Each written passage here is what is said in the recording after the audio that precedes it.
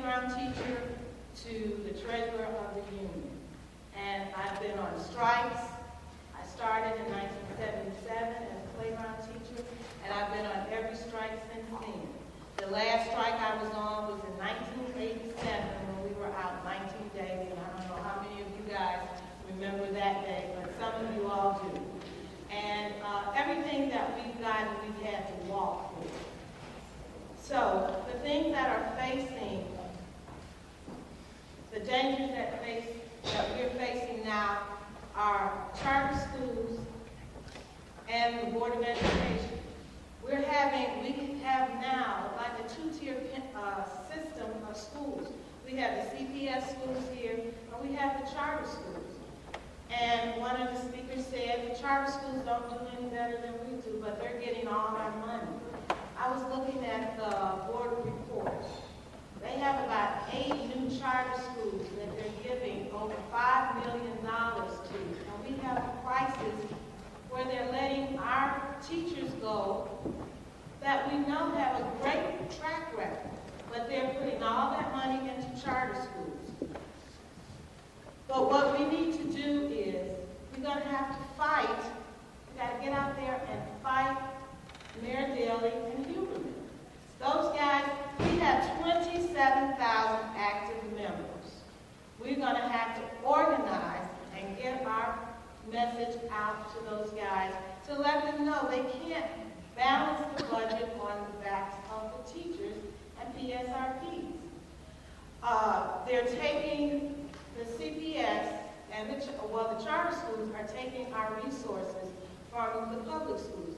They're taking the best and the brightest students, and they're leaving the disciplined student, the student that's acting up, the students that crave the attention of parents or don't have the cravings of their parents.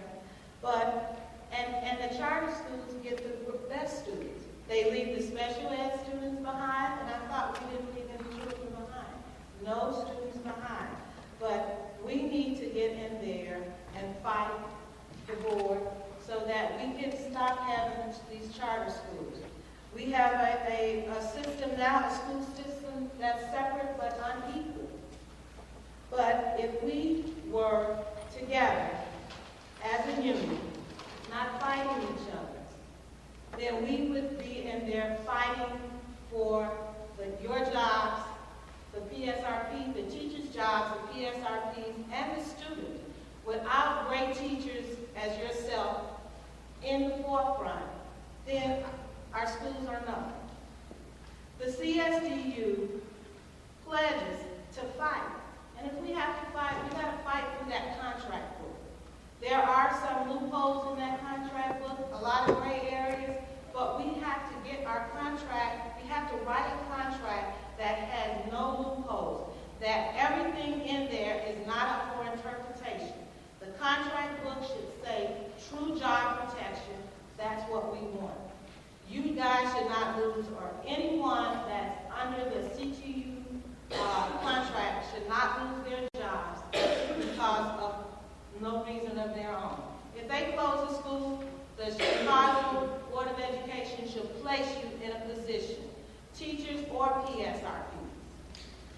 CSDU will fight if we have to go to the courts. We will fight in the courts. Whatever it takes to do, we will be fighting.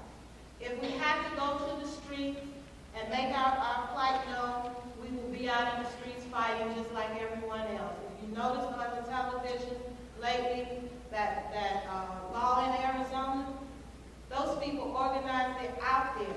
We have to let people know exactly who we are and what we're doing.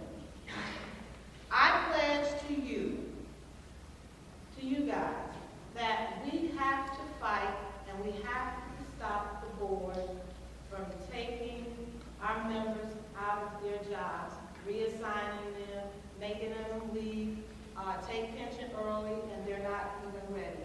We have to fight, and that's what the CSDU pledges to fight. Thank you.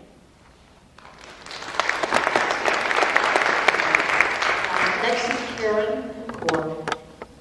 Hi, good afternoon. So the question was, how do you characterize the present state of public education in Chicago? And I characterize it as under attack, and under a very, very well-funded, well-orchestrated attack. But the real present state of public education in Chicago is amazing. Because as I have gone from building to building across this city, what I see are dedicated teachers, paraprofessionals, and clinicians doing their jobs every single day, under-resourced, under-supported, and not complaining. Believe it or not complaining, but telling me what more they could do if they had the proper support. We have buildings full of people who are afraid, but we also have buildings full of people who speak up and who try to help the other people in their buildings. That gives me great, great hope. So I don't think we're downtrodden, but I do think we haven't communicated well with one another.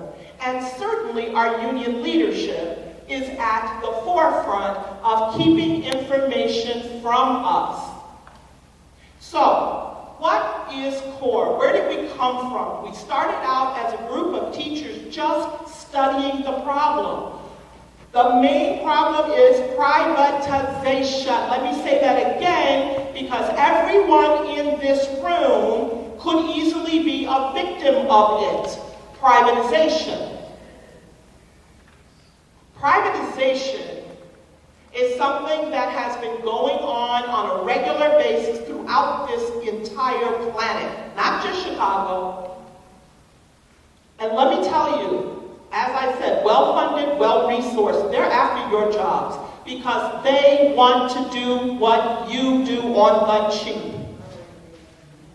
Okay? You know I'm telling the truth. So here's what we do know. We know that your jobs are jobs that are more than about numbers and a kid here and a kid there. You are about relationship building. You are about including entire families. We know what it is you do. And these are voices that have been left unheard. CORE got together to study the problem and to organize a plan of attack. And the first thing we thought, let's attack the school closings. Because we had heard nothing from the leadership. Nothing. And when we said, what is the union plan to stop school closings, they said nothing. But let me tell you what about the board and their policies. Board policy can be changed. And I'm going to tell you what board policy was changed. 2 years ago, before CORE took to the streets and went to every single school closing hearing, charter school opening, board meeting, and budget meeting, we went to all of that. Somebody was there. And let me tell you what the board did. This year, when the school closings came about, they made sure there was a board member at every hearing.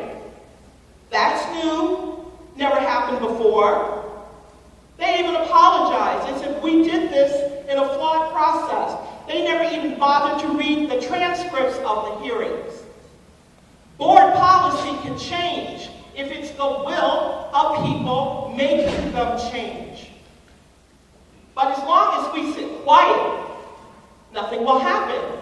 But the reason we are quiet is because the people who are supposed to protect us have not done this. The people that could give us information about real resistance to this movement have not done so.